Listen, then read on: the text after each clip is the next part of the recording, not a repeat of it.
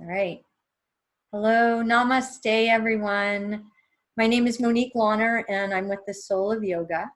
And I'm here today with Amy Weintraub, who is one of the leading experts on yoga for managing your mood.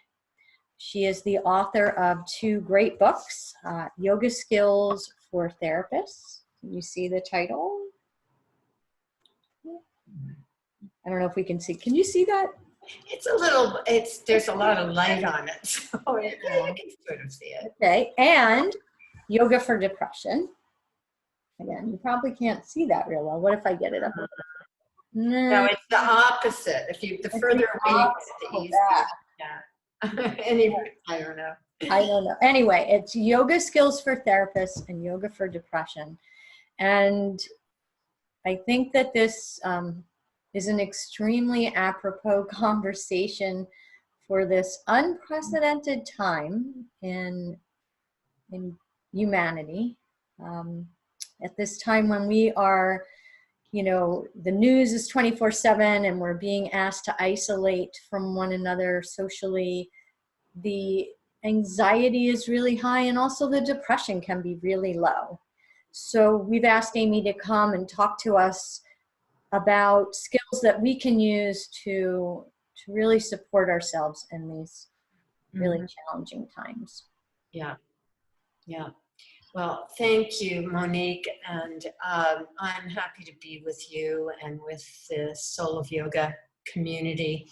I really feel that this is an opportunity as well as a chance to ride the waves of adversity. But we often, not just in terms of the germs that might be associated with coronavirus, but we also are exposing ourselves to a lot of toxicity right now in terms of watching the news, watching our leaders, our elected leaders speak. And there's a lot of toxicity in the air that we're exposing ourselves to. And how much can we take in before we become toxic ourselves?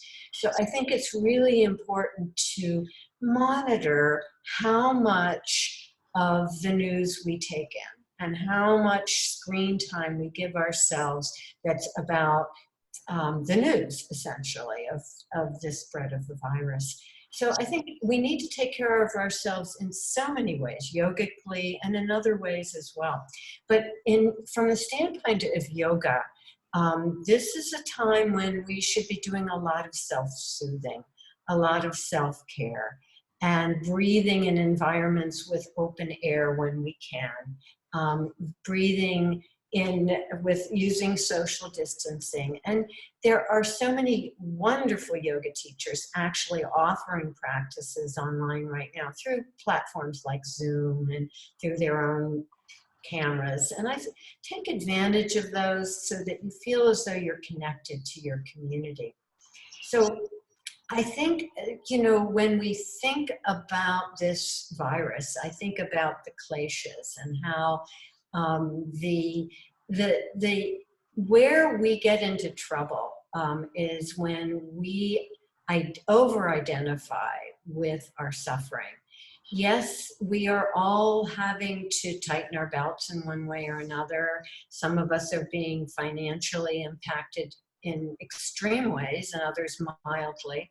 But we're all impacted. It's affecting all of us. So how do we navigate this with consciousness, with love, with maintaining connection to ourselves, to each other, to the love in the room, with our beloveds and with the beloveds that we see on screen when we do these, when we do tune in to things like Zoom with our favorite yoga teachers.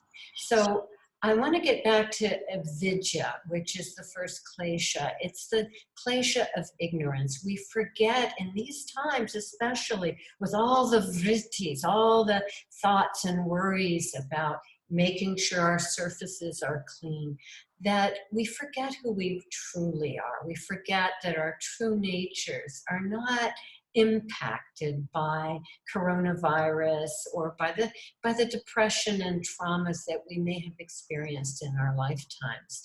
And we forget because we are so attached to making sure everything is clean or making sure that we maintain our identities and all of those things that the glaciers represent. So what I really suggest at these times especially is to find ways to source self with a capital S. So I would highly recommend a practice that is soothing. We know that just placing your right hand or any hand on your heart is a way of staying connected. It's a way of activating parasympathetic activity. It's a way of just feeling your own heartbeat. So before we do any special mudra or anything, I just would like to invite all of us to perhaps soften the gaze, maybe allow the eyes to close if that's comfortable, and to simply sense the heart beating beneath your hand, your healing hand. Maybe feel its warmth or its coolness on your chest. Perhaps you're aware of the way in which the breath is moving beneath your hand, because the body is always present. And when we can pay attention to that sensation of the breath moving beneath your hand, we are that presence. It's a window through the vrittis, through the worries, through all that's arising. And then let's take the left hand on top. Many of you may know this mudra is Garuda Mudra, Eagle Mudra. And it's a beautiful mudra that brings wings to the heart. And you know, one of the soothing sounds for the heart is the vibration of A. So let's just try that together. A simple A, and then we'll let it go into the throat sound that's soothing E, and the brow point sound that's soothing M. So if that resonates for you, please join me, taking a breath in.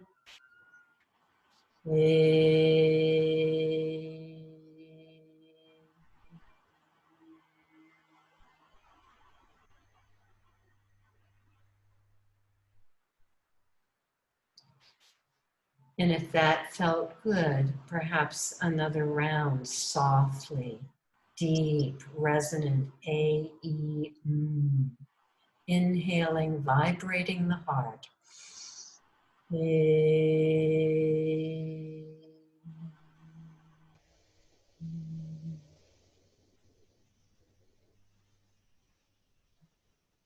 And you may wish to add a visual image, a bhavana, or the essence of peace. What for you is the essence of peace? Maybe it's the word peace, maybe it's a symbol, maybe it's a face, a beloved face.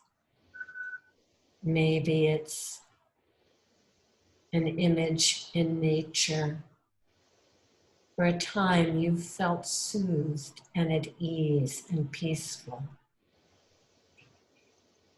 And let's, with that image or essence of peace, inhale the arms out in front of the heart and embrace that image or essence as though you're hugging a tree. And then bring it to your heart with, let's use the mantra so hum. I am that. So hum. Little rock to the heart. If you'd like, try it again with me. Inhale the arms out. Embrace that image, not separate. Draw it to your heart with So hum. And again, give that image a little rock placed there on the altar of your heart, there when you need it. And then allow your eyes to flutter open if they've closed. So taking a minute or two to do those simple practices can really make a difference, can really bring us home to our own true natures, which is love, which is nothing but love. And when we get caught up in the daily rhythms of watching the news too much, it's time to just sort of turn everything off and do a practice like that.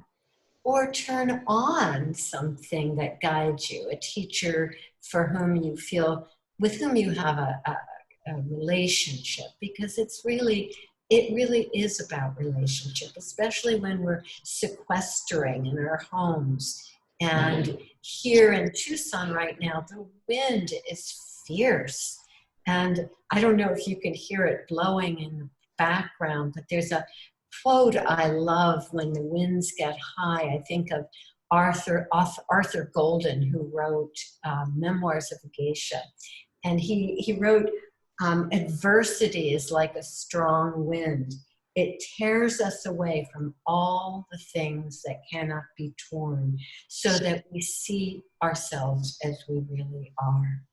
And these times of adversity can separate us from what's not important, what no longer needs so much space in our lives. It's an opportunity for all of us to go out into nature when the weather cooperates, to take hikes. And the other thing is if you're working from home, I was looking at Shirley Tellis, who's in India, a wonderful yoga researcher, and I are on Facebook every day talking to each other. And I saw her post for the general public today that I thought, this really makes sense. And because she recently got married and she moved into a home office and moved out of an ashram. And so she had to her life changed drastically. And so she realized that she needed to get up and get dressed in the morning as though she were going to her office, even though she was working from home. And she needed to set a routine for herself. Certain hours at the computer doing her work, certain hours away from the computer. So I think in these times when the tendency might be, let's stay in my PJs today, and maybe it's fine to have a PJ day, but it's also fine, I think in terms of our moods, I think it'd be good to jump in the shower, wash off the vrittis. Imagine yourself rinsing off what you don't need, what isn't serving you. Scrub yourself up, and then dress in something that's like you would be going out in the general public. And then sit down, do your practice, do your work. And of course, at these times, it's our practice that's most important. If you see the yoga mat right behind me, I don't know if we'll get up and do any standing today as we talk, but we could. The thing is that we need to maintain that sense of doing things that take care of ourselves. Find that routine. The other thing I would suggest, if gyms are closed for most of us. So for me, I practice my yoga in the morning. My normal routine before the gym closed was to practice my yoga, get on the mat, meditate, have breakfast, and then go out and maybe take a Zumba class or work out, so that I keep, because my yoga practice is not about fitness. It's about my spiritual practice. So how do we do that? How do we stay motivated? Well, of course, I'm sure there's exercise classes online now. I have no doubt about it. But I'm going to share an idea that came from my partner, So you see this deck of cards? We do a deck of cards. And this, I don't know, you probably can't see the list, but so it can be different every day. But so hearts are push-ups. So if you pull a heart, we go through the whole deck of cards. You pull a heart, you may pull a 2 of hearts and you do 2 push-ups. You may do pull a king of hearts and you do 10. You may pull an ace and you do 10. And then, for example, clubs are squats, same thing. Spades are leg lifts, and diamonds are sit-ups. Okay. Yeah, and then whenever there's a queen, there's something different. So a queen heart is a bird dog. Now, don't ask me what a bird dog is, and then if we pull a jack, jack, we have to do 10 Supermans, which are like, I know what Supermans are. They're like Navasana boat poses, you know, but Navasana boat pose, 10 of them. So and then sometimes pulling a joker is a water break. So, and it's fun. So you do the deck of cards maybe with your partner, if you're with someone, or your family. The other things are things like DVDs that you can download. Like, for example, I know families have enjoyed the Level 1 Life Force Yoga to Beat the Blues DVD because it's got dancing to Krishna Das on it. So little kids like to dance to it. So it's got my 2 passions, dance and yoga, are on that DVD, and that can be downloaded at my website, amylantraub.com. But finding ways to sustain your normal routine as much as possible, and to have fun, and to go out and, you know, take pictures in nature and post them on Facebook for others to enjoy. And you know, in your meditation practice, you know, sometimes because of the vrittis, because we're so concerned about the virus and our finances and all the impact, and our families and our friends, all the ways that this virus is impacting us, I would say the portal into meditation becomes very important right now. Because to sit and simply watch the breath or use your mantra may be harder to accomplish in the times that we're in right now. So doing things like, if you know Brahmari deep breath, that's an excellent portal in the Life Force Yoga protocols. We have a lot. We use mudras and mantras to clear the mind, to what we call give the mind a bone, so that we're not simply sitting with it. We're developing the muscle of mindfulness with other practices to kind of guide us inward. So find something that works for you.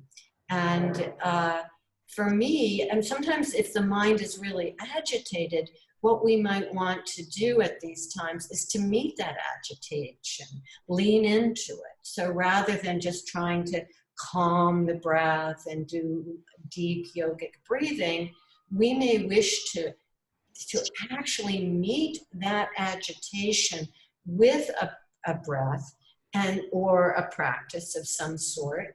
You know, sun salutations if you're on a yoga mat. And then cue to direct sensations, and we'll maybe do a little example of this, and then ground it.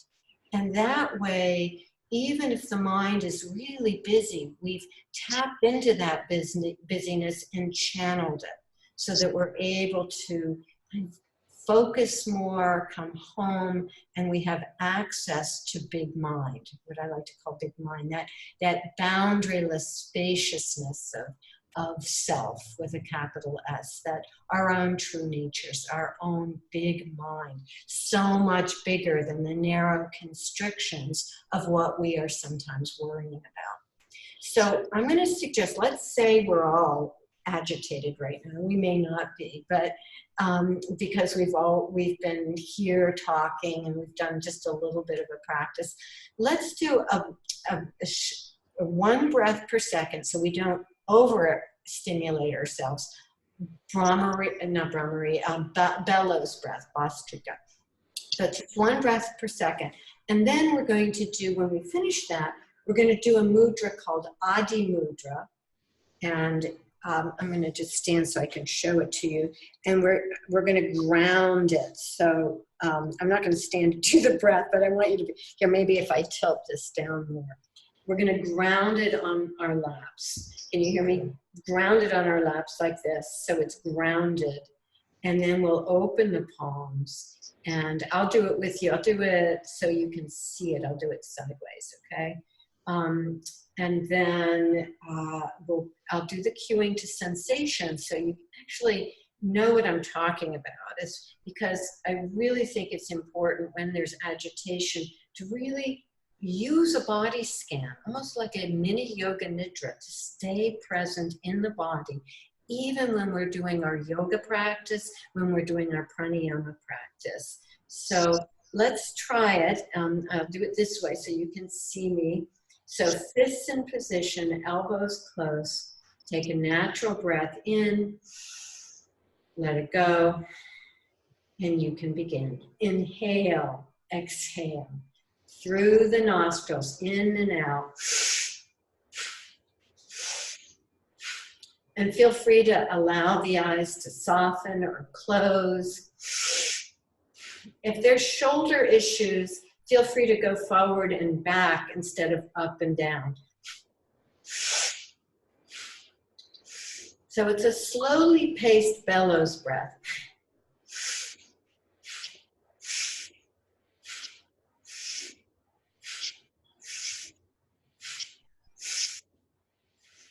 For 3, 2, 1. Inhale the arms up. Exhale 3 times through the mouth, coming forward. Navel to spine with the breath held out. Stay empty inside and then allow the breath to find you. Allow the head to rise, the torso to rise. Find that breath, welcome it. And then bring the thumbs into the palms, wrap the fingers around the thumbs, knuckles face down on the thighs. And if it's comfortable for you, inhale to 2/3 capacity, not so you're straining. And sustain the breath. Pause it there. If that's not comfortable, just stay with the mudra, Adi Mudra, with the making baby's fists. And continue to breathe. If you're ready to release the breath, when the body calls you to release, respond to the call. Soften the belly, soften the face, soften the palms. Palms open, receptive. Eyes can remain closed. And sense the tingling, perhaps, in the left palm. Left fingers, a ginger ale feeling. A shimmer of energy along the left arm. Inhale through the fingertips of the left arm, left hand, all the way up to the crown of the head. Exhale down through the right side, sensing the right side of the face, arm, right palm, fingertips. Inhale through the right fingertips, up through the palm, the arm, the face, the crown. Exhale down on the left side. Sensing the tingling in the palms, the presence. You are in this moment, in your fingertips. This is your birthright. This is your true nature, a window through whatever mood is visiting, a window through whatever thoughts are disturbing your peace. Right here, inhale to the crown, I am. Exhale to your seat, here, grounded, ready. And from here, it would be easier to dive into your meditation practice. Just simply having cleared the space, met the anxiety. Perhaps there's more sense of boundarylessness, spaciousness, more sense of who you truly are, beyond story, beyond mood, beyond social mask. And then, as you're ready,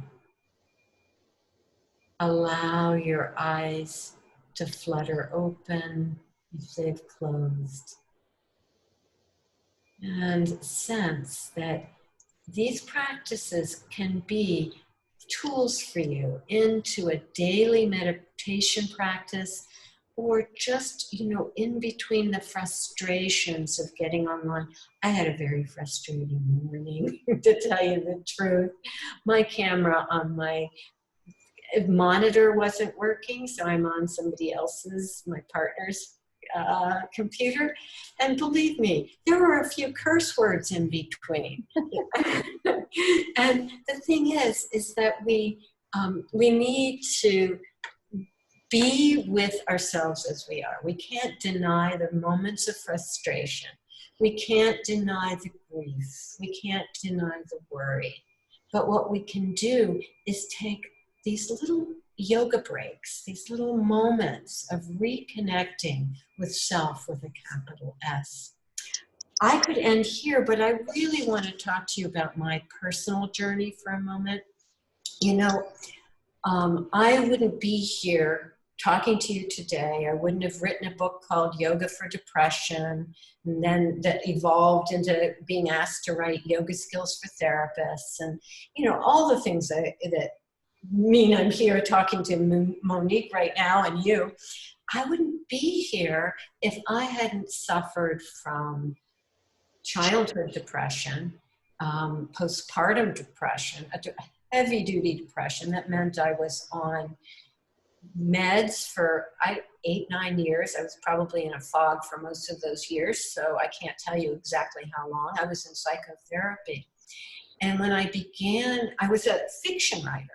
And I had some success. I had actually been a television producer with lots of success, but still depressed, anxiety-based depression. And then I switched to fiction. I left the television industry and I switched to fiction, and my novels were not published. And that didn't add to my well-being. The sense of rejection was huge. I did have a few short stories published and some won awards, and some of my novels in progress actually came in like second in novel in progress competitions, but that doesn't count, You've got to win to get published. So what I wanted to tell you though is that when I started practicing yoga, I moved into writing more about yoga and mental health because I was passionate about sharing what had saved my life, literally, because I had actually had a suicide attempt. I was passionate about sharing it with others who suffered from depression and mood disorders. And I thought, well, I'm never going to write fiction again because, I suddenly started collaborating with researchers, teaching, traveling, training, my life was a whirlwind about yoga and depression and skills, helping people learn skills, therapists learn skills they could offer their clients, and yoga therapists learn ways to support their clients. And I thought I would never write fiction again. And then I sold my training business to Rose Kress, who's the Life Force Yoga Training, who is now the director and she runs it, and she always teaches the training with a mental health professional. And that, I still teach yoga for depression. I still go out and teach, but I don't have the admin. I'm not teaching it as much. And right now I'm not teaching at all, except like this. But that let me, I'm so proud that I'm really happy. Temple Dancer, which is a novel, the voice, one of the voices came through me more than 20 years ago. It's kind of a spiritual enigma. It's like a double helix of two loves intertwined. Saraswati, who's the temple dancer, whose life was interrupted in the 1940s when temple dancers, after a 1,200-year tradition of dancing in the temples, were banned. And Wendy, who has has the task of having her diary translated, Saraswati's diary translated. So it's set at Yogaville in 2016, flashbacks to Wendy's divorce in 1997, and it's how these stories interweave. I've got to develop my elevator speech, I know. But anyway, it's not out yet. These are, they're called advanced reader copies, so it's going out for review. But it will be out, so if you follow amyweintraub.com, and you'll find out when it's actually launched. I think we're going to be in pre-order probably in the end of April. So Temple Dancer, and it's sort of a culmination of yoga. All I've really learned about yoga as story through the lives of these two women. It's woven through with non-dual yogic philosophy. So I hope you'll join me in sharing my joy about this. So I want to tell everyone I read the first chapter. Amy gave me the first chapter to read, and I am so excited to read the rest. It really drew me in, and it's exactly what Amy says. It's yoga philosophy, the gift of the yoga philosophy, the truth of the yoga philosophy, woven into a wonderful story of women on their path. And I can't say enough good things about the first chapter. I think the rest of the book is going to be even better. I can't wait to read it. Thank you. You know, actually, the first 30 pages are excerpted on amyweintraub.com. Wonderful. So at least get a little preview. Yeah. Highly recommend that to everyone. We all have some extra reading time right now, so go ahead and download that at amyweintraub.com. Thank you so much, Amy. I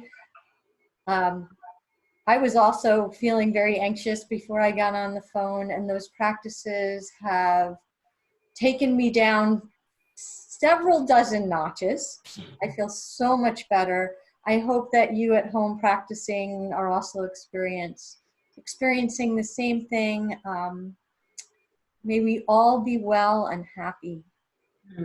Yes. Yes. Namaste. Namaste. Prayers of good health and sustaining our daily lives with practice. Love you all. Love you, Monique. Love you too, Amy. Thank you.